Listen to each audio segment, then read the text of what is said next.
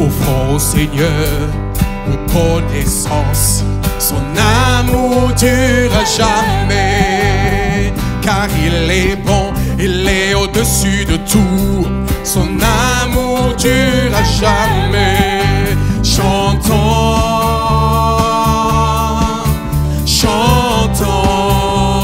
chantons. D'une main puissante et d'un bras tendu, son amour durera jamais. Il nous donne une vie nouvelle. Son amour durera jamais. Chantons, chantons, chantons, chantons, chantons,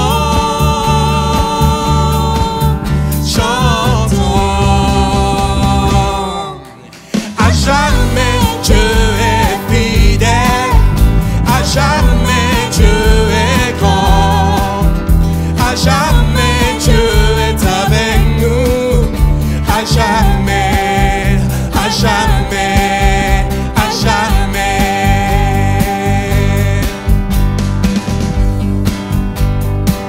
Du lever du soleil, du lever du soleil jusqu'à son couchant.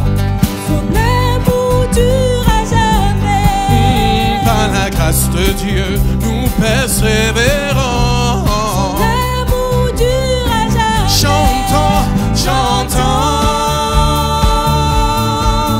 chantons, chantons, chantons. À jamais Dieu est fidèle. À jamais Dieu est grand. À jamais Dieu est avec nous. À jamais, à jamais, à jamais, à jamais, à jamais Dieu est fidèle. À jamais Dieu est grand. À jamais Dieu est avec nous. À jamais, à jamais, à jamais.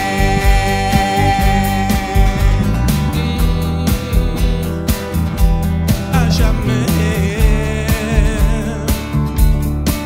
Oh, oh. Allez, on chante ensemble, ensemble.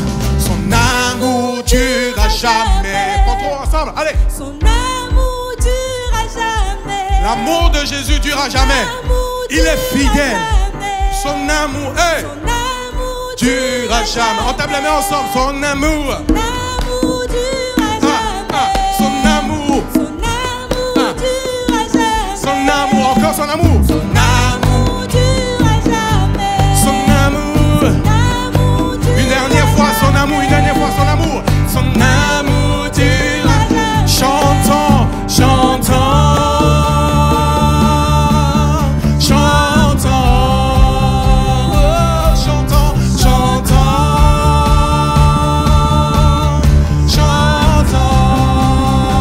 chantons. À jamais Dieu est fidèle. À jamais Dieu est grand. À jamais Dieu est avec nous. À jamais, à jamais, à jamais, à jamais Dieu est fidèle. À jamais Dieu est grand. À jamais Dieu est avec nous. À jamais, à jamais, à jamais, à jamais, à jamais, à jamais, à jamais. On reprend ensemble. À jamais Dieu est fidèle. On chante. À jamais Dieu est grand. Il est grand, il est fidèle. À jamais Dieu est avec nous. Il marche avec toi chaque jour. À jamais. Il est fidèle. À jamais. Il a dit, il sera avec toi. Jamais encore, à jamais. Dieu est fidèle. À jamais encore, jamais. À jamais Dieu est grand. Il t'a promis sa présence. jamais Il sera là Dieu tout le est temps avec avec toi. nous. Simplement ouvre ton À cœur. jamais. Ouvre ton cœur. À jamais. Ouvre ton cœur et reçois l'amour parfait de Dieu dans ta vie. Reçois l'amour parfait de Dieu dans ton cœur actuellement. Alléluia. Je veux recevoir ton amour, Seigneur. Alléluia. À jamais. À jamais. Ton amour parfait.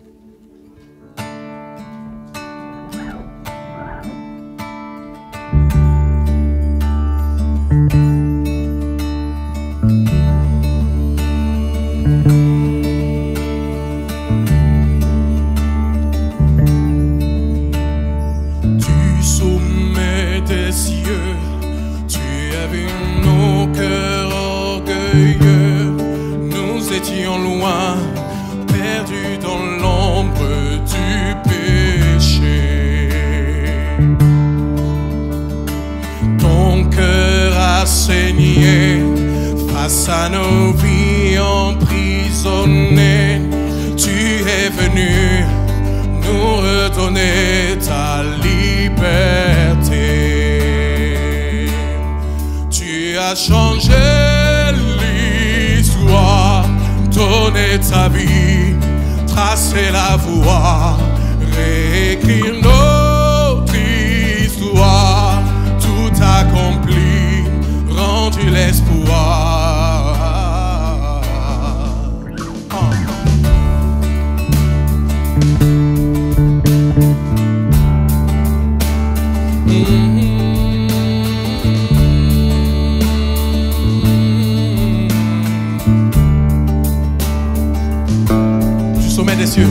Du sommet des cieux, tu as vu nos cœurs orgueilleux. Nous étions loin, perdus dans l'ombre du péché. Ton cœur a saigné face à nos vies emprisonnées. Tu es venu nous redonner ta liberté. Tu as changé l'histoire, donné ta vie, tracé la voie, réécrire notre histoire, tout accompli, rendu l'espoir. Tu as changé l'histoire, donné ta vie, tracé la voie, réécrire notre histoire, tout accompli, rendu l'espoir.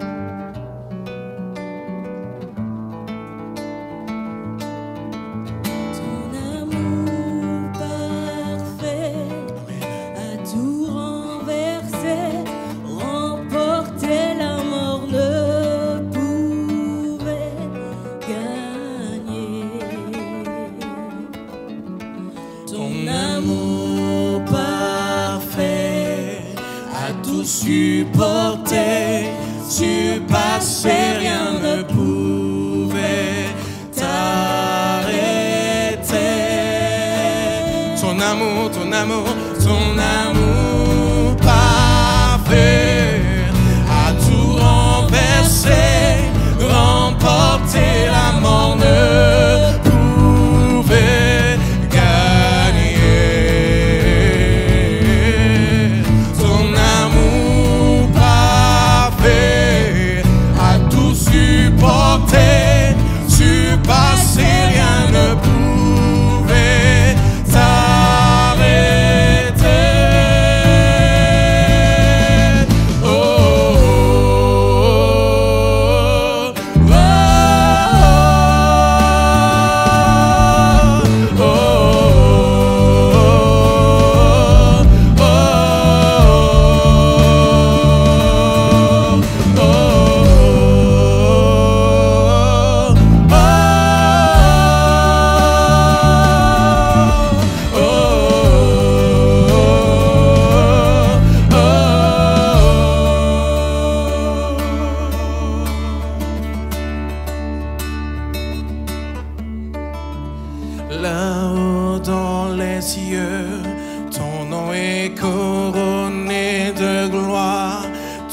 as chassé l'obscurité par ta lumière. Et on y va. Ici dans ce lieu, nos voix célèbrent ta victoire. Tu t'es offert, unissant le ciel et la terre. Ton amour parfait a tout renversé, remporté la mort, ne pouvait gagner. Ton amour parfait a tout supporté, surpassé, rien ne pouvait t'arrêter. Rien ne pouvait t'arrêter. Encore une fois, rien ne pouvait, rien ne pouvait. Rien ne pouvait t'arrêter. Oh, oh, oh,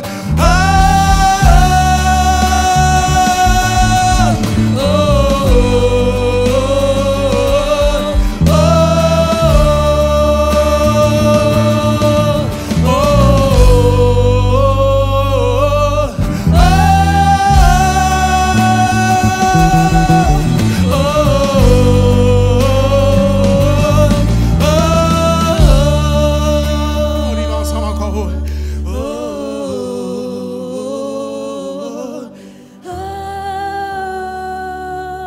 Jésus t'aime, mon frère, ma soeur. Il t'aime d'un amour parfait. Il est allé mourir à la croix pour toi. Il a souffert. Peux-tu imaginer le Fils de l'homme venir, l'agneau, mourir pour toi? Aujourd'hui, es-tu capable de mourir pour quelqu'un? Le Dieu du ciel, des cieux, et il l'a fait pour toi. Il a pris la chair. Tu n'as plus d'excuses aujourd'hui. Tu n'as plus d'excuses aujourd'hui. Ne te réfugie pas dans le non, je ne connais pas. Mais accepte l'amour parfait. Accepte l'amour parfait. Accepte l'amour parfait. Ouvre ton cœur et laisse-le rentrer en toi. Il va rentrer parce que l'Esprit de Dieu suit la parole de Dieu. Alors si tu ouvres ton cœur, l'Esprit de Dieu va suivre la parole. Et tu vas la recevoir dans ton cœur. Et tu vas accepter son amour. J'accepte ton amour, Seigneur. Ouvre ton cœur et dis oui, j'accepte ton amour, Seigneur. J'accepte ton amour. J'accepte ton amour. Ton amour est parfait. Dis-le dans ton cœur. Alléluia. Mes frères vont venir pour la scène.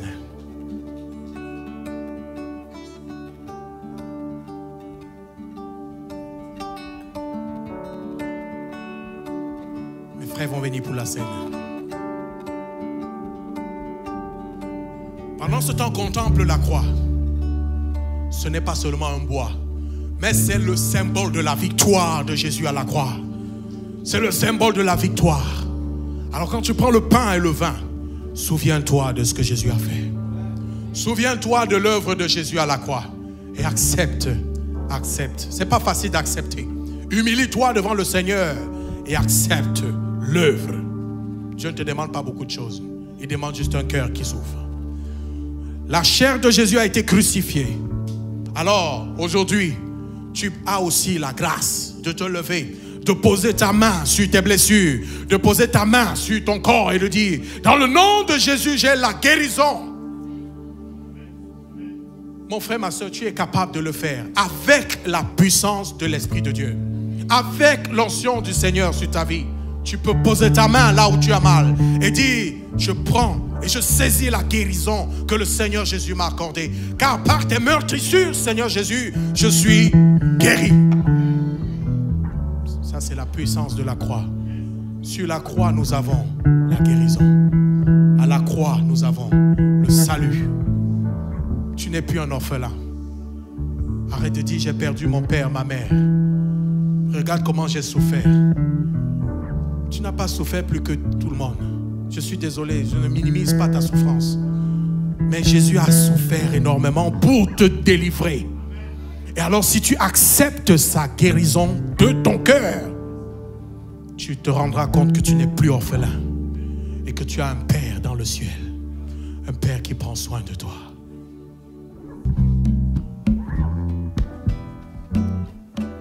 Comment expliquer ce que le Seigneur a fait? Comment expliquer ce que Jésus a fait à la croix? Comment expliquer et comment décrire un amour si grand, si puissant que rien ne peut le contenir? Tu sais mes espoirs, Seigneur, tu sais mes craintes. Et mes mots sont bien trop petits pour dire tout l'amour que j'ai pour toi. Alors entends mon cœur, mon esprit qui te loue. Entends le chant d'amour d'un enfant racheté. Je prendrai mes faibles mots pour te dire quel Dieu merveilleux tu es. Mais je ne pourrai pas te dire combien je t'aime. Alors entends mon cœur. Si tout comme la pluie, mes mots pouvaient couler. Et si j'avais l'éternité, je ne pourrais pas l'expliquer, l'exprimer aussi, même dans les battements de mon cœur. Tu entendras toujours. Merci pour la vie, pour la vérité et pour le chemin. Alors entends mon cœur, mon esprit qui te loue. Entends le chant d'amour d'un enfant racheté. Je prendrai mes faibles mots pour te dire quel Dieu merveilleux tu es. Mais je ne pourrai pas te dire combien je t'aime. Alors entends mon cœur. Entends nos cœurs, Seigneur. Nous avons tellement besoin de toi. Entends le cri qui vient de notre âme, le désir, Seigneur, de notre cœur. Tu sais, Seigneur, nos espoirs. Tu sais nos espoirs.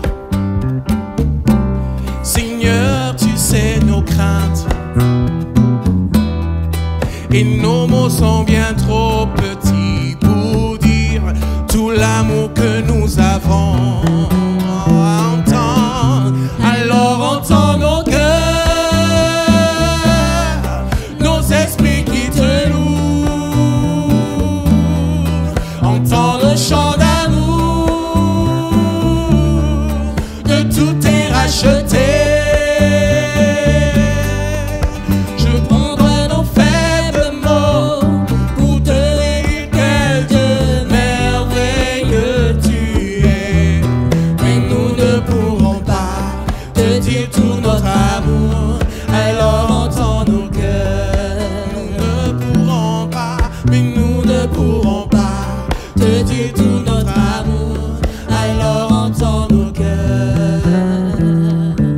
Que nos frères vont passer pour récolter ce que vous avez prévu en offrande.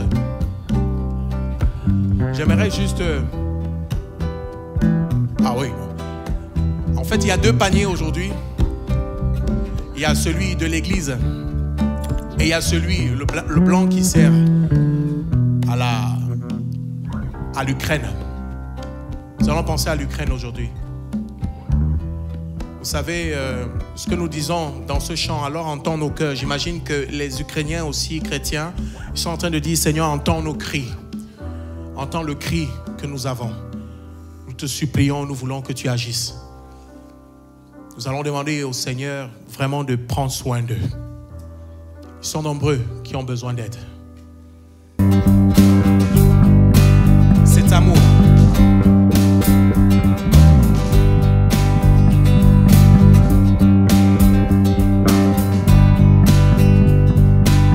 On peut se lever ensemble, on chante. En toi les humbles.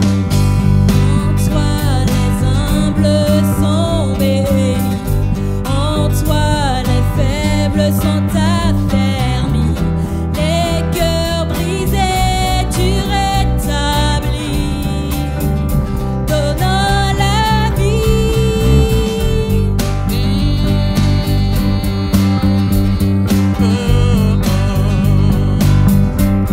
En toi. En toi les humbles sont bénis. En toi les faibles sont affermis. Les cœurs brisés tu rétablis, donnant la vie. C'est amour qui peut libérer. C'est amour qui peut restaurer. Nous appelle par notre nom.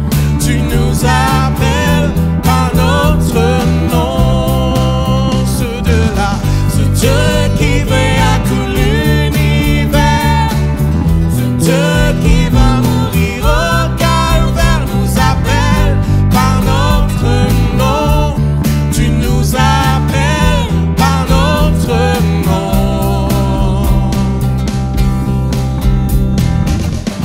À ceux qui doutent dans la voie, ô chancelant, tu tends les bras, tu les appelles de ta voix. Venez à moi, c'est amour qui peut libérer, c'est amour qui peut restaurer. Nous appelle par notre nom, tu nous appelles par notre nom. Ce Dieu-là, ce Dieu qui créa tout l'univers, ce Dieu qui va mourir au calvaire, nous appelle par notre nom. Tu nous appelles par notre nom. Oh, oh, oh,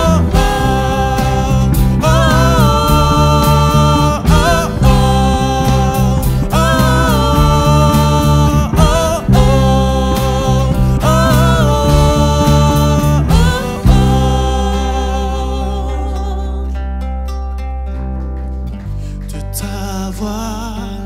de ta voix, tu nous appelles à la croix. Chante avec moi encore de ta voix. De ta voix, tu nous as. Le Seigneur t'appelle tel que tu es, viens. De ta voix, ne résiste pas à l'appel du Seigneur. Ne résiste pas, il parle à ton cœur. Ouvre-le et accepte seulement. Accepte ses reproches. Accepte ses paroles. De ta voix, encore de ta voix. De ta voix, de ta voix. Tu nous appelles. Seigneur, je veux ouvrir mon cœur. Je ne veux plus résister. Je refuse de résister, Seigneur. Je t'accepte. Oui, Seigneur. T'appelle à la croix.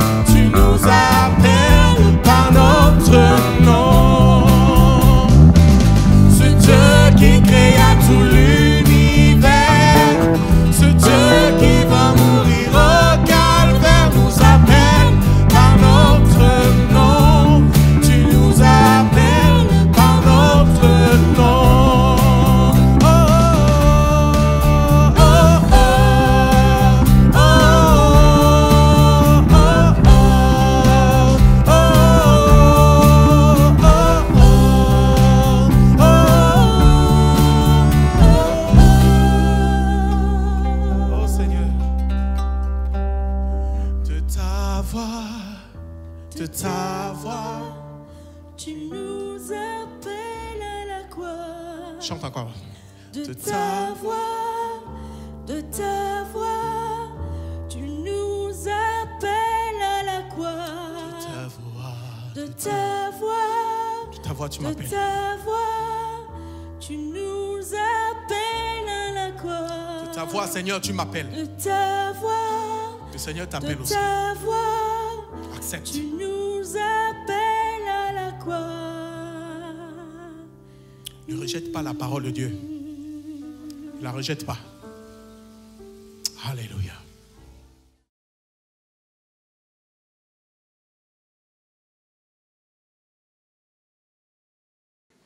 Est-ce que vous allez bien? C'était bon, hein? Voilà, on n'est plus dans les théories, on est dans la pratique. Non pas de la religion et du blabla qui ne change rien à la vie des gens, mais d'un Dieu vivant qui n'appartient à aucune religion, même si nous, les humains, on a tendance à ranger les choses dans des boîtes, mais d'un Dieu vivant qui veut, comme l'a dit Zaya, d'une relation avec les hommes et les femmes. Je pourrais passer, sans exagérer, une semaine, jour pour jour, sans dormir, ici, jour et nuit, à vous raconter des centaines et des milliers de témoignages d'hommes, de femmes sur toute la planète à qui Jésus s'est révélé. Soit dans des rêves, dans des songes, dans des visions, telles que Zaya l'a vécu. Elle ne dormait pas, hein, elle était ici. Elle n'était pas dans son sommeil. Tout cela pour encourager les amis, peut-être qui viennent pour les premières fois. Alléluia, donc c'est l'espoir d'un Dieu vivant qui vit, qui est réel et qui se révèle aux hommes et aux femmes. J'aurais eu la tentation, comme je disais, de résumer la parole. Mais qui suis-je pour résumer la parole? D'autant que c'est aussi le sujet de mon partage, c'est que la Bible dit que la foi vient de ce qu'on entend, dans la mesure où ce qu'on entend vient de la parole de Dieu. Dans ma Bible, ce texte, dans cette version, il dit « La foi naît, du verbe naître, du message que l'on entend. » Et ce message, c'est celui qui s'appuie sur la parole de Christ, sur la Bible. Donc, la Bible, elle n'est pas magique, mais comme c'est la parole de Dieu, c'est le moyen que Dieu a utilisé pour parler aux hommes et aux femmes. Il a aussi choisi cet outil pour faire naître la foi dans le cœur des hommes. Parce que la foi, elle n'est pas magique, mais elle est surnaturelle. Alléluia. Elle est surnaturelle, cette foi. Et c'est pour ça que la Bible dit aussi que la foi, c'est un don gratuit. La foi, c'est un don qui est donné par grâce. Et il ne s'agit pas de nos œuvres pour mériter Dieu, ça ne serait pas juste. Ça ne serait pas juste. Alors pour que tous les hommes et les femmes sur la face de la terre soient sur le même pied d'égalité, Dieu a choisi de faire don de la foi et d'être sauvés par grâce. Ça veut dire que ça disqualifie tous ceux qui voudraient gagner le salut par leurs œuvres. Donc ça fait tomber beaucoup de religions, pour ne pas les citer. Moi je suis issu de l'islam, et aussi il y a cette notion de mérite. Vous voyez, cette notion d'œuvre, où on met même le péché, les péchés et les bonnes actions dans une balance. Eh bien avec Dieu, tout ça c'est pas d'actualité, c'est pas ce que Dieu a choisi, pas en tout cas le vrai Dieu, celui qui se révèle dans la Bible. Ce Dieu a choisi la relation vivante en se révélant aux hommes et aux femmes par des millions et des milliards de moyens, et avec chaque personne c'est différent, parce que nous sommes tous uniques. Amen. Alléluia. En 1999, au Maroc, il nous a été rapporté ces témoignages d'une centaine de personnes, de Marocains, donc de musulmans, hommes, femmes, de tous âges, tous dans la même nuit. Ils ont rapporté ce témoignage et ils ont vu une écriture dans le ciel, argentée. Et ce texte, en arabe, c'était « Ana huwa tariq al-haq wal-hayat ». Moi, je suis le chemin, la vérité et la vie. Imaginez des musulmans en pleine nuit, une centaine dans le pays, dans la même nuit. Tous voient au même moment, comme un feu d'artifice. Ils voient ce texte écrit en arabe dans le ciel. Alors ces amis, qu'est-ce qu'ils ont fait? Ils étaient choqués, interpellés, parce que vous savez, en plus, chez les musulmans, la parole, c'est sacré, les choses de Dieu, c'est sacré. Et lorsqu'ils ont vu ça, ils ont compris qu'il y avait du surnaturel et que Dieu était derrière. Ils ont été troublés parce que dans leur culture musulmane, personne n'a dit « moi je suis le chemin, la vérité, la vie ». Certains connaissaient, ils savaient que c'était Jésus, d'autres ne savaient pas. Alors qu'est-ce qu'ils ont fait? Ils ont couru voir leurs amis ou des gens qu'ils savaient être chrétiens dans leur région. Ils sont allés voir et leur ont dit « voilà ce qu'on a vu dans le ciel hier ». Donc tous ces témoignages ils ont été ramenés, bien entendu, quelques mois après, parce qu'il fallait que le temps que ces témoignages remontent à tous les chrétiens et que les chrétiens nous fassent part de ces témoignages au travers des missionnaires. Tout ça pour dire que Dieu agit et il agit encore. Et il travaille sur toute la planète. Il n'y a pas un jour où Dieu ne se révèle pas à des hommes et des femmes. Et s'il y a des amis nouveaux, oubliez tout ce qu'on a pu vous apprendre sur Dieu. Sauf ce que vous avez entendu déjà au témoignage. Mais tous les clichés et toutes les belles présentations de Dieu, même de Jésus, tout cela, ce n'est pas recevable. Ce que vous avez besoin de vivre, c'est d'être connecté à ce Dieu. Moi aussi, jamais j'aurais pu imaginer qu'un jour je vienne à Jésus. Musulman, fils et petit-fils de musulmans, mon grand-père qui était quelqu'un de connu, qui était allé 5 fois à la Mecque, eh bien par honneur et par respect, il était hors de question de quitter la religion. Si tu nais musulman, tu meurs musulman. Sinon, c'est ta tête que tu risques, tout simplement. Donc, si on est venu à la foi, c'est parce que véritablement, ce Dieu vivant s'est révélé à nous. Et il le fait chaque jour sur la planète, comme je l'ai dit, et aussi parmi les musulmans de façon très puissante. Ce témoignage qu'on a entendu, là, avec Zaya, eh bien, des milliers comme cela, et des millions de témoignages ces 20-30 dernières années, je peux vous assurer. Dieu se révèle aux hommes et aux femmes sur toute la planète. En Afrique du Nord, en Afrique noire, en Asie, en Inde, de partout. Dieu agit. Et il agit aussi en France. Alléluia. Il agit sur toute la planète. Amen. On va lire quand même ces textes. Je vais essayer d'être concis et rapide. La lecture, ça prend 5 minutes.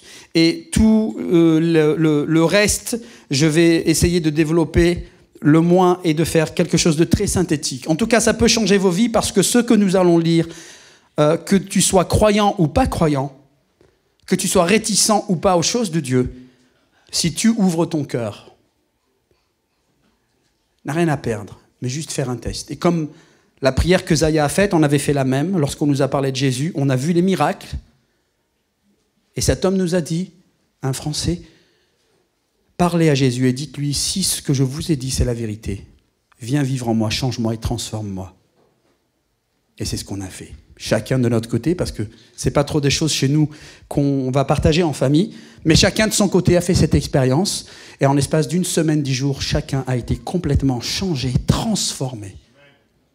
Ma mère aussi a eu l'occasion de voir Jésus assis sur un trône, sur son trône. Elle n'a pas vu son visage, il était couronné et assis sur un trône en or. Et Dieu nous a fait la grâce de voir des dizaines, des centaines de miracles. Et venant de l'islam, on avait besoin de voir ces choses. Il fallait un électrochoc pour comprendre qu'on n'était pas face à la religion, parce que la religion, les religions quelles qu'elles soient, et l'islam, c'est quelque chose de puissant. Et socialement, vous savez, c'est votre identité. Moi, c'était mon identité. Donc, quitter quelque chose qui est ton identité, c'est que tu deviens rien, en fait. Mais ce Dieu, avec sa puissance et son amour, il révèle le défi. Et toutes ces choses, religion et les choses d'ici-bas, elles deviennent tellement pâles et sombres à côté de sa beauté, de sa gloire et de son amour. Amen. Ouvrons la Bible donc, vous allez pouvoir lire ici sur l'écran. Écoutez bien, parce que c'est un récit, ce ne sont pas des histoires, mais ce sont un récit d'histoire de Jésus lui-même, de ce que Jésus a fait. Lisons donc Marc 4, verset 35. Je commence. Ce jour-là, quand le soir fut venu, Jésus dit à ses disciples, « Passons de l'autre côté du lac. » Ils laissèrent la foule et emmenèrent Jésus sur le lac, dans la barque où il se trouvait. D'autres bateaux les accompagnaient. Or, voilà un vent très violent se mit à souffler. Les vagues se jetaient contre la barque qui se remplissait d'eau. Lui, à l'arrière, dormait la tête sur un coussin. Les disciples le réveillèrent et ils crièrent, « Maître, nous sommes perdus !» Et tu ne t'en soucies pas? Il se réveilla, parla sévèrement au vent et ordonna au lac, « Silence, tais-toi !» Le vent tomba et il se fit un grand calme. Puis il dit à ses disciples, « Pourquoi avez-vous si peur? Vous ne croyez pas encore ?» Mais eux furent saisis d'une grande crainte, qu'ils se disaient les uns aux autres, « Qui est donc cet homme pour que même le vent et le lac lui obéissent ?» Ils arrivèrent de l'autre côté du lac, dans la région de Gérasa, où Jésus débarqua. Aussitôt, sortant des tombeaux, un homme qui était sous l'emprise d'un esprit mauvais vint à sa rencontre. Il habitait dans les tombeaux et même avec une chaîne, personne ne pouvait plus le tenir attaché, car on l'avait souvent enchaîné et on lui avait mis des fers aux pieds. Mais il cassait les chaînes et brisait les fers. Personne ne pouvait le maîtriser. Sans cesse, nuit et jour, il errait parmi les tombes et sur les montagnes en hurlant, se blessant contre les rochers.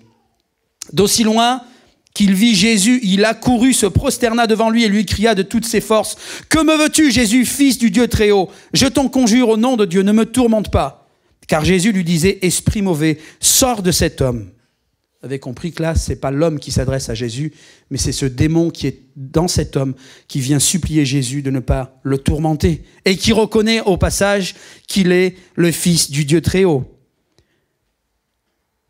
« Quel est ton nom? Je m'appelle Légion, lui répondit-il, car nous sommes une multitude, nous sommes plusieurs. » Et il pria instamment Jésus de ne pas les renvoyer. Il pria de ne pas les renvoyer parce qu'ils étaient nombreux. Or, il y avait par là sur la montagne un grand troupeau de porcs en train de paître. Les esprits mauvais supplièrent Jésus, « Envoie-nous dans ces porcs que nous entrions en eux. » Jésus le leur permit, ils sortirent donc de l'homme et entrèrent dans les porcs. Aussitôt le troupeau, qui comptait environ 2000 bêtes, s'élança du haut de la pente et se précipita dans le lac où ils se noyèrent. Les gardiens s'enfuirent et allèrent raconter l'histoire dans la ville et dans les fermes. Les gens vinrent donc voir ce qui s'était passé. Arrivés auprès de Jésus, ils virent l'homme qui avait été sous l'emprise de cette légion de démons, assis là, habillé et tout à fait sain d'esprit. Alors la crainte s'empara d'eux. Ceux qui avaient assisté à la scène leur racontèrent ce qui était arrivé à cet homme et au porc. Et les gens se mirent à supplier Jésus de quitter leur territoire. Très étonnant, mais les gens ne voulaient pas de Jésus sur leur territoire. Au moment où Jésus remontait dans la barque, l'homme qui avait été délivré des démons lui demanda s'il pouvait l'accompagner, mais Jésus ne le lui permit pas. Il lui dit, « Va, rentre chez toi auprès des tiens et raconte-leur le témoignage, raconte-leur ce que le Seigneur a fait pour toi et comment il a eu pitié de toi. » Alors il s'en alla et se mit à proclamer dans la région des 10 villes, la Décapole, ce que Jésus avait fait pour lui au grand étonnement de ceux qui l'écoutaient. Vous êtes toujours là? Jésus regagna. Écoutez bien, il faut rester attentif parce qu'il y a plusieurs rencontres que Jésus fait avec les disciples derrière lui. Il y a plusieurs rencontres qui sont imbriquées. Jésus regagna en barque l'autre rive du lac. Là, une foule immense s'assembla autour de lui sur le rivage. Survint alors l'un des responsables de la synagogue nommé Jairus. En voyant Jésus, il se jeta à ses pieds et le supplia instamment. « Ma petite fille va mourir. Viens lui imposer les mains pour qu'elle guérisse et qu'elle vive. » Alors Jésus partit avec lui, suivi d'une foule nombreuse qui le serrait de tous côtés. Quand sur ces entrefaites, alors que Jésus chemine dans la foule qui les presse, Jairus, certainement ses serviteurs, les disciples, imaginons la foule, il se ferait un passage et là, qu'est-ce qu'il se passe? Dans la foule se trouvait une femme atteinte d'hémorragie depuis 12 ans. Et ça, c'est une maladie qui est connue même dans notre pays. Elle avait été soignée par de nombreux médecins et en avait beaucoup souffert. Elle avait dépensé toute sa fortune sans la moindre amélioration. Au contraire, son état avait empiré. Elle avait entendu parler de Jésus. Elle avait entendu parler de Jésus. Et dans la foule, elle s'était approchée de lui par derrière et avait touché son vêtement en se disant, « Si j'arrive à toucher ses vêtements, je serai guéri. » À l'instant même, son hémorragie s'arrêta et elle se sentit délivrée de son mal. Alléluia. Aussitôt, Jésus eut conscience qu'une force était sortie de lui. Il se retourna dans la foule et demanda, « Qui a touché mes vêtements ?»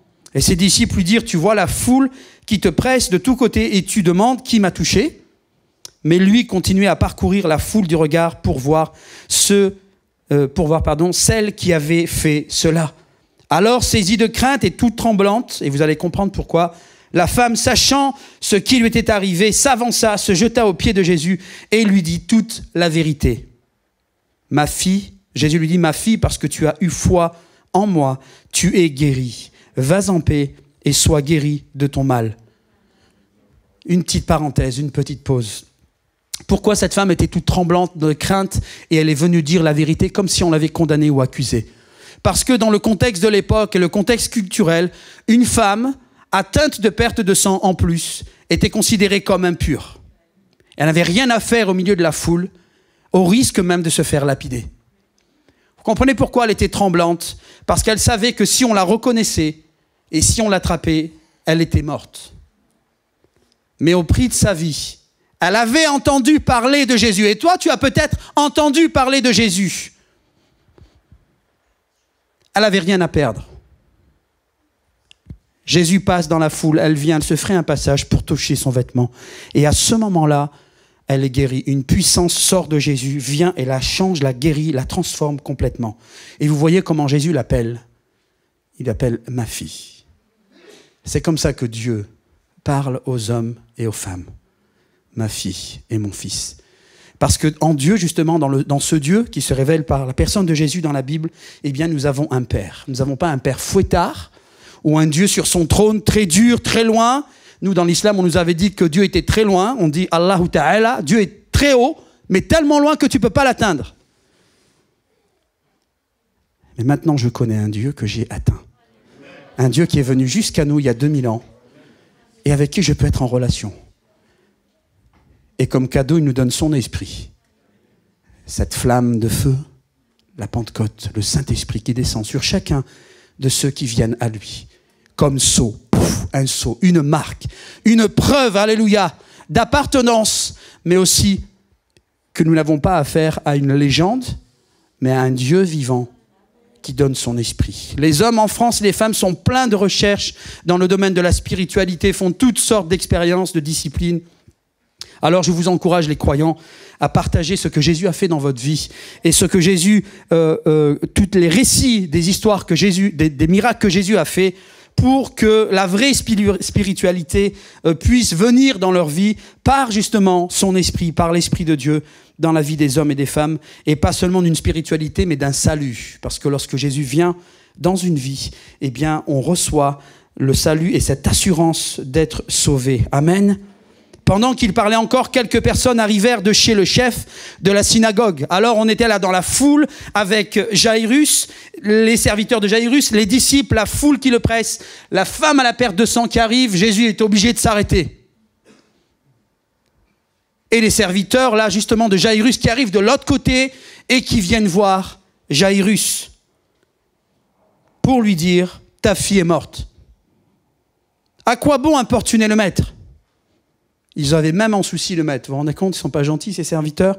Ils avaient en souci le maître, c'est-à-dire Jésus. Mais Jésus entendit ces paroles, il dit au chef de la synagogue, « Ne crains pas. » C'est comme s'il disait à cet homme, « Regarde-moi ici, ne crains pas. Crois seulement.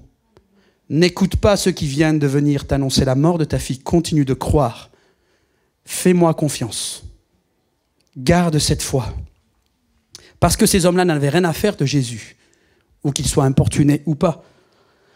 Il voulait juste éteindre la foi de cet homme pour qu'il n'espère plus dans le miracle. Et certainement que Jairus était à l'extrémité parce qu'il s'est dit « Jésus, j'étais venu vers toi pendant que ma fille était encore vivante. Je voulais que tu viennes et que tu lui imposes les mains pour qu'elle guérisse et pour qu'elle ne meure pas. Mais tu as tardé avec cette femme à la perte de sang dans la foule. Elle est guérie, mais maintenant ma fille est morte. » Vous avez compris que ce n'est pas écrit dans la Bible, hein, c'est moi qui essaye d'imaginer un peu les sentiments de cet homme. Mais je pense que Jésus a fait exprès. Jésus prenait son temps, comme il l'a fait avec Lazare aussi. 4 jours pour aller voir Lazare. Lazare était mort déjà depuis 4 jours. Jésus a pris son temps avec la femme à la perte de sang. Parce que son but, ce n'était pas seulement d'imposer les mains à la petite fille de Jairus, ce responsable religieux, juif, mais c'était de venir confronter la mort. Vous m'entendez? Donc le témoignage était bien plus glorieux qu'une imposition des mains pour la guérison. Amen. Il ne permit à personne de le suivre plus loin, excepté Pierre, Jacques et Jean, son frère. En arrivant à la maison du chef de la synagogue, Jairus, Jésus vit une grande agitation, on pleurait, on poussait des cris, c'est le folklore culturel aussi qui est là en place. Il entra dans la maison et dit, c'est sérieux ce que je vous dis, parce qu'on paye dans certaines cultures, on paye des femmes qui sont là, des pleureuses, qui viennent, qui se frappent la poitrine, qui pleurent, ça fait partie d'un folklore culturel lorsqu'il y a un décès dans une famille. Jésus arrive donc et il dit, au verset suivant, il entra dans la maison, verset 39, « Pourquoi ce tumulte et pourquoi ces pleurs? L'enfant n'est pas morte, elle est seulement endormie. » Mais on se moqua de lui, alors il fit sortir tout le monde, prit avec lui le père et la mère de l'enfant, ainsi que les disciples qui l'accompagnaient, et il entra dans la pièce où l'enfant était couché. Il lui prit la main en disant « Talitha Kumi », ce qui signifie « Jeune fille, lève-toi, je te l'ordonne ». Aussitôt la jeune fille se mit debout et marcha. Elle avait environ 12 ans. Tous furent frappés de stupeur. Jésus leur recommanda instamment de ne raconter ce miracle à personne et il leur dit de donner à manger à la jeune fille. Vous avez compris que la jeune fille était vraiment morte. Seulement ce que Jésus était en train de leur dire, c'est qu'il allait changer le cours des choses. Ils se sont moqués de lui, mais Jésus est venu confronter la mort et il a ressuscité cette petite de la mort. Amen. Voilà pourquoi Jésus a pris son temps en guérissant la femme à la perte de sang et en ne se pressant pas pour venir. Parce que Jésus est plus qu'un homme, Jésus est plus qu'un prophète. Il a la maîtrise des temps et des circonstances. Alléluia. Ce message que vous entendez là, c'est un message d'espérance, un message de puissance qui change le cours des événements dans la vie des hommes et des femmes. Il l'a fait pour beaucoup d'entre nous, alléluia, et j'espère qu'il le fera encore parmi ceux des amis qui ne connaissent pas Dieu, qui sont étrangers à ces choses, comme nous l'étions en notre temps. Et puis à tous les amis qui suivent aussi sur Internet. Jésus a le pouvoir, l'autorité sur les événements et sur les circonstances. Pourquoi ces 4 histoires? Et je vais terminer avec cela, les amis. Je vais condenser le message. 4 histoires, 4 témoignages en l'espace d'un chapitre et demi. C'est au tout début où Jésus commence à progresser, à avancer et à former les disciples. Les disciples, c'est ceux qui ont marché avec Jésus, que Jésus est allé chercher parce qu'il savait dans son cœur que ces hommes allaient pouvoir être ceux qui allaient transmettre à d'autres pour que l'Église, c'est-à-dire la communauté des croyants, se multiplie, non pas l'Église, le bâtiment ou l'institution religieuse, mais la communauté des croyants. Donc Jésus forme les disciples. Je reviendrai sur, j'avais prévu de parler de ça, mais ça sera l'occasion d'un autre message qui sera peut-être plus adapté pour les chrétiens, pour les croyants déjà. Mais toujours est-il que les disciples sont au début de leur marche avec Jésus. Ils apprennent à le connaître. Petite parenthèse pour les chrétiens et ceux qui ne croient pas, Jésus n'est pas allé chercher des saints. Jésus est allé chercher des hommes, des pêcheurs de leur métier. Ils pêchaient du poisson.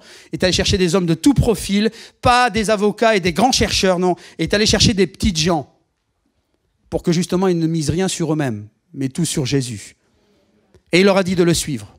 Et à mesure qu'ils ont suivi Jésus, eh bien, Jésus a parlé aux disciples, Jésus a parlé aux foules, il a enseigné, il a accompli des miracles, et les disciples ont appris de son exemple et de ses enseignements. Et c'est comme ça qu'ils ont commencé à croire. Parce qu'à un moment, il faut commencer à croire, vous comprenez? Nous, on est des disciples, on voit des personnes déjà abouties dans la foi. Non, ils étaient des gens qui certainement ne croyaient pas, qui avaient plein de choses à revoir dans leur mentalité, leur état d'esprit, leur vie même morale. Et à fur et à mesure qu'ils avancent à Jésus, ils apprennent à connaître Jésus et ils ont la révélation de qui Jésus est. Alléluia. Et Jésus, ces 4 histoires, mes amis, sont là pour nous faire comprendre que Jésus est bien plus qu'un homme, bien plus même qu'un prophète, comme on dit dans l'islam. On dit oui, on le reconnaît, on sait. Et moi aussi, le premier, je disais ça dans l'islam. Oui, Jésus, on le reconnaît, c'est un prophète. Même dans l'islam, dans le Coran, il y est. Mais le Jésus que dans le Coran n'est certainement pas le Jésus qui est dans la Bible. Et je dis ça à mes amis musulmans souvent, si vous voulez connaître Jésus, n'allez pas chercher dans votre Coran, parce que Jésus ne parle pas dans le Coran. On parle de lui. Par contre, dans l'Injil, la bonne nouvelle, le livre de Dieu, Jésus parle. Et là, vous avez les instructions. Vous ne pouvez pas connaître quelqu'un juste en entendant parler de lui par quelqu'un d'autre. Il faut aller le rencontrer pour le connaître. Eh bien, c'est ce qui s'est passé. Alléluia. 4 histoires, qui sont là pour nous montrer que Jésus est bien plus qu'un homme, je répète, bien plus qu'un prophète, mais qu'il est même plus que le Fils de Dieu. Fils de Dieu, c'est un titre qui lui a été donné. Dieu n'a pas enfanté, comme les musulmans pensent. Non, c'est un titre. Il est sorti de Dieu. Alors, il est Fils de Dieu, c'est un titre, un statut. Par contre, ça va peut-être choquer certains, et aussi ceux qui regardent sur les réseaux sociaux, c'est que si on lit bien, ça fait 30 ans que je lis et que j'étudie la Bible, on comprend que Jésus, dans son message, annonce en fait qu'il est Dieu lui-même. Alléluia.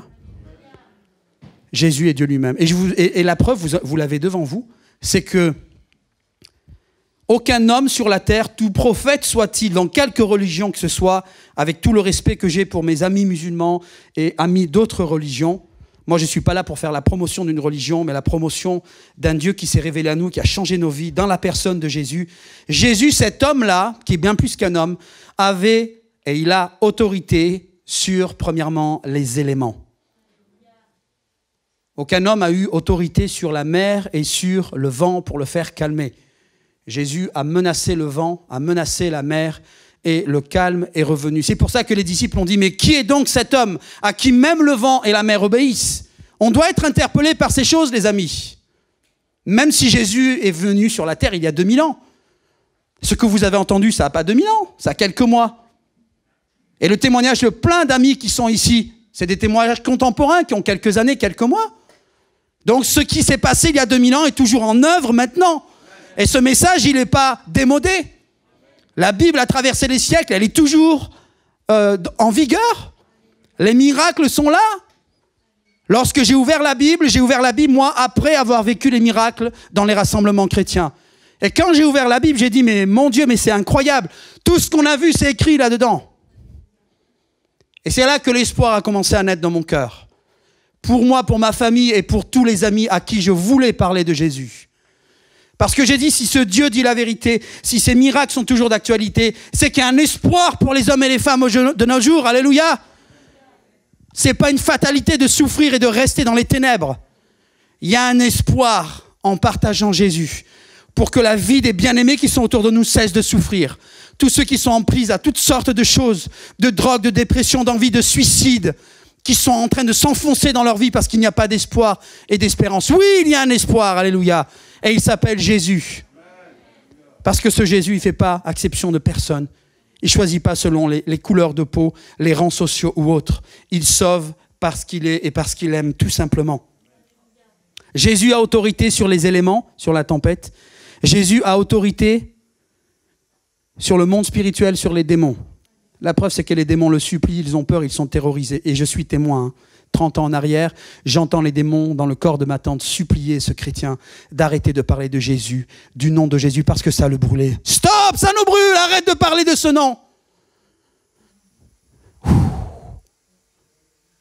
Et nous, on était musulmans, on a dit, mais alors, ce Jésus-là, si ça brûle encore, c'est que il est vraiment vivant, en fait. Parce que quelqu'un qui est mort avec son feu, le feu, il est mort avec. Mais là, si c'est Jésus, c'est comme un feu. Waouh! Ça veut dire que les démons, ils n'ont plus le monopole, quoi. Alléluia. Jésus a autorité sur le monde spirituel, sur les esprits mauvais. Jésus a autorité sur la maladie. Il a guéri la femme à la perte de sang. Et Jésus a autorité sur la mort elle-même. Lui-même l'a expérimenté puisqu'il est ressuscité le 3e jour. Amen. Je sais que quand on arrive dans ce lieu-là, on a plein de questions. Et on se dit, mais qu'est-ce que c'est qu'il raconte là, tous ces trucs-là? C'est un défi d'accepter ces choses. Et pourtant, c'est ce que la Bible nous relate et c'est ce que la vie de la plupart d'entre nous témoigne aussi. On devait lire un autre texte, mais on ne va pas le lire. C'est le texte qui parle de ce paralytique qui a été amené par 4 amis. Vous vous souvenez, ils ont dû découvrir le toit et descendre le brancard dans la maison pour l'amener auprès de Jésus. Et là, étonnamment, Jésus ne va pas guérir ce paralytique dès qu'il le voit. Il va être touché par la foi des 4 hommes qui l'amènent, parce que c'est les 4 hommes qui avaient la foi, en fait. Et ils ont tout fait pour amener cet homme au pied de Jésus. Jésus va voir cet homme et il va lui dire que ses péchés lui sont pardonnés. Qu'est-ce que c'est étonnant. Mais Jésus, on t'amène un paralytique, on ne te demande pas de pardonner ses péchés. Guéris-le. Non, il dit à cet homme que ses péchés lui sont pardonnés. Et les religieux juifs qui sont là sont outrés et ils disent que Jésus blasphème. Et eux-mêmes font une déclaration étonnante, on terminera là-dessus en tout cas pour le développement, c'est que ils disent « Comment peut-il blasphémer de la sorte puisque seul Dieu peut pardonner les péchés ?» Je répète, seul Dieu peut pardonner les péchés. Vous avez compris? Les pharisiens, les juifs religieux avaient compris en fait. Sans le comprendre vraiment parce que leur cœur était fermé, ils étaient tortueux. C'était des spécialistes de la loi judaïque, vous comprenez? Alors Jésus, on va t'apprendre les choses. Mais à cause de leur spécialité justement dans la loi, ils étaient aveuglés dans leur cœur pour reconnaître qu'effectivement ils avaient Dieu en face d'eux. Puisque personne, aucun homme n'a l'autorité de pouvoir pardonner les péchés à qui que ce soit. Ils avaient effectivement Dieu devant eux. Et en plus, Jésus a su les pensées de leur cœur, puisque sans qu'ils les entendent, c'était leur raisonnement. Jésus va les confronter justement sur leur propre raisonnement. Donc Jésus lit aussi dans les cœurs. Il connaît les pensées. Et il connaît tes pensées les plus secrètes et les plus cachées, lorsque tu pleures, lorsque tu te plains et lorsque tu cherches la vérité. Jésus a autorité sur la mort, sur la maladie, sur les démons, sur les éléments. Il connaît ton cœur, il connaît ta vie. Amen. Et il a le pouvoir de pardonner les péchés. Tout nous ramène donc que Jésus est bien plus qu'un homme, bien plus qu'un prophète, mais qu'il est Dieu lui-même, puisque dans Jean 12, il me semble, que Jésus dit lui-même, « Celui qui m'a vu a vu le Père. » Celui qui m'a vu a vu le Père. Vous comprenez? C'est comme vous avec votre reflet dans votre miroir, quoi. Est-ce qu'on peut dissocier Jésus du Père ou Jésus de Dieu? Non, non. Jésus est bien l'expression de Dieu qui s'est manifestée aux hommes. Parce que si Dieu avait dû venir dans toute sa personne, eh bien, tout le monde aurait été désintégré sur son passage. Donc Jésus, Dieu par amour, s'est fait homme, semblable à nous, pour faire connaître le Père auprès des hommes. Amen. Alléluia. On va terminer, et je veux prendre quand même 2-3 minutes, parce que c'est trop important sur le, comment dire, sur l'échelle d'une vie, d'un passage ici-bas sur la terre. C'est trop court, juste parce qu'il y a un poulet qui est au four, ou un rôti, ou vous avez rendez-vous avec des amis. Parce qu'en fait, il s'agit de votre vie. Et il s'agit d'une occasion, d'une opportunité qui vous est donnée, parce que vous savez décider de suivre Jésus. Il n'y a pas besoin d'un rite spirituel ou de quelque chose d'autre qui soit compliqué. C'est simplement une décision et un choix. Et je vous encourage même à vous dire, qu'est-ce que j'ai à perdre? Et faire cette prière que Zaya a faite. Si ce qu'on a entendu ce matin, si c'est la vérité, si c'est vrai, alors ok, viens et fais quelque chose en moi. N'essayez pas de faire des plans, il sait comment faire. Il a la clé de votre cœur. Et il saura comment faire pour vous convaincre, pour vous toucher et pour faire de vous une nouvelle créature. Amen.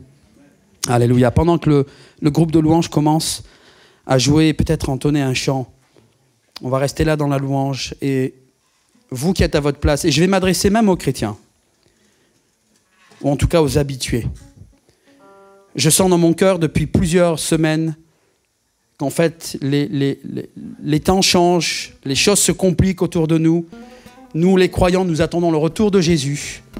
Et il y a quelque chose de vraiment puissant là-dedans. Et toi qui peut-être viens depuis des semaines et des mois dans cette maison, tu viens, tu te considères peut-être même comme un chrétien. Et on se moque du titre, hein, chrétien. C'est juste pour comprendre qu'on parle d'un croyant ou d'une croyante. Et tu viens, tu n'as jamais vraiment exprimé ta foi. Tu n'es même pas baptisé d'eau. Eh bien, le Seigneur t'invite à te positionner. Tu ne peux plus rester assis entre deux chaises. Tu ne peux plus rester comme ça. On ne peut pas être neutre dans ce domaine-là, vous comprenez? Il faut choisir. Nous, bien sûr, on n'est que des hommes. C'est avec amour et compassion qu'on vous qu'on vous pousse à prendre une décision. On n'est pas là pour donner des leçons à qui que ce soit ou forcer qui que ce soit, mais on connaît le prix. Et on connaît aussi le prix d'une vie sans Dieu. Et notre désir, c'est que vous soyez bénis. Alors toi qui es habitué à venir dans ce lieu depuis des mois, des années, il est temps de te positionner. Pas par la contrainte, non, non, non, non. Juste que tu réfléchisses. Et que si l'occasion t'est donnée de te positionner, que tu sens que quelque chose se passe dans ta vie, alors fais-le.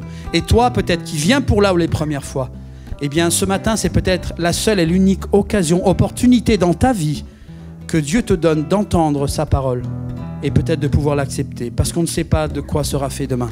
Alors c'est pour ça qu'on ne veut pas vous laisser partir sans avoir cette occasion de pouvoir prier pour vous simplement. Alléluia.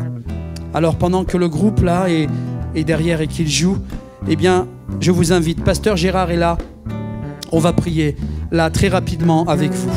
Toi qui es habitué et toi qui es nouveau, mais qui te sens interpellé dans ton cœur, et tu te dis, eh bien, pourquoi pas essayer. Alors, avancez-vous simplement. Approchez-vous et on va prier pour vous. Quelles que soient les choses, les blocages qui sont là dans vos vies, qui vous empêchent d'avancer. Le pasteur Gérard, lorsqu'on va prier avec vous, on va identifier si vous êtes là pour donner votre cœur à Jésus ou si c'est pour autre chose. En tout cas, que vous puissiez saisir cette occasion pour que Dieu pose sa main maintenant. Il n'y a pas de fluide dans la main de pasteur Gérard ou dans la mienne. C'est simplement l'action de Dieu au travers de nous qui va se faire parce que Dieu va voir votre foi. Voilà, ne laissez pas, ne résistez pas dans vos cœurs. Si vous vous sentez interpellé, avancez-vous tout simplement. Et on va prendre le temps de prier pour vous. Alléluia. Merci Jésus. Merci pour ta présence. Merci pour ta présence. Alléluia Jésus. Merci Seigneur pour ta présence. Seigneur, bénis tous les amis dans ce lieu au nom de Jésus. Merci Seigneur. Gloire à toi Jésus. Je sais que le Seigneur est en train de parler à plusieurs. Je sais que le Seigneur est en train de parler à plusieurs. Alléluia. Ne regardez pas autour de vous. Ne regardez pas autour de vous. Et saisissez l'opportunité, l'occasion. Que Dieu pose sa main sur vous. Il connaît vos pensées. Et il connaît vos cœurs. Alléluia. Alléluia. Dieu est vivant. Et son esprit est là. Alléluia. Il est présent dans ce lieu. Il est présent dans ce lieu. Alléluia. Au nom de Jésus.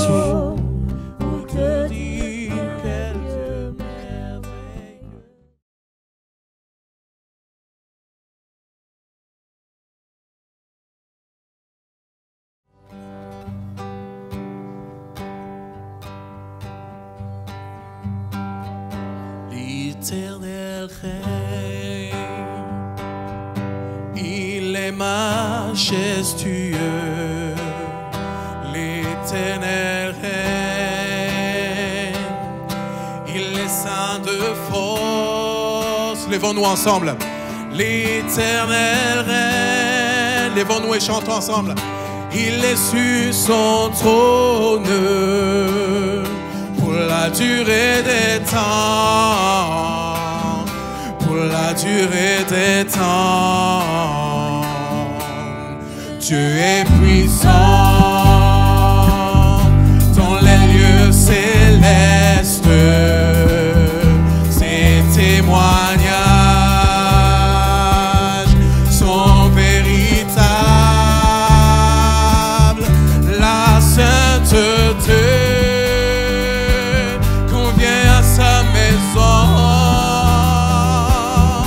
pour la durée des temps, pour la durée des temps. Puissance et force sont dans son temple, devant sa face, tout est splendeur.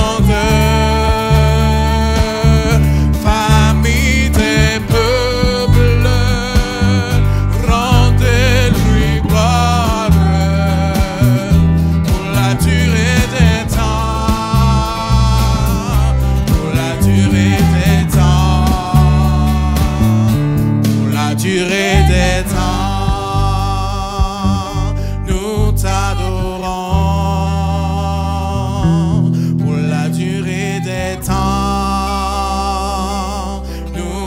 exaltons, car tu es grand et digne de louange. Éternel, tu as fait les cieux.